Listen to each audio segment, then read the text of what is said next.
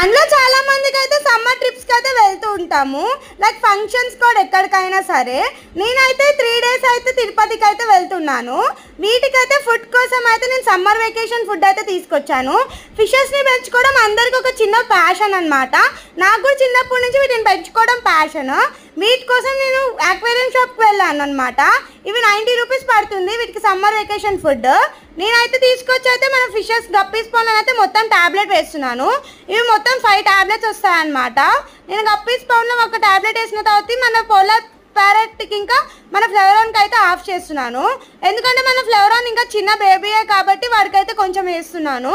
So మన polar parrot పేట్స్కి కూడా నేనైతే హాఫ్ అయితే వేస్తున్నాను. సో ఇలా వేయడం వల్ల మన 3 days అయినా మనకు ఫుడ్ వేయకపోయినా ఏ బాధ లేదు. మీరైతే 1 week పోతున్నట్టే మొత్తం ట్యాబ్లెట్ అయితే వేయచ్చు. సో ఇలాంటి మోర్ వీడియోస్ కోసం ప్లీజ్ సబ్స్క్రైబ్ అవర్ ఛానల్.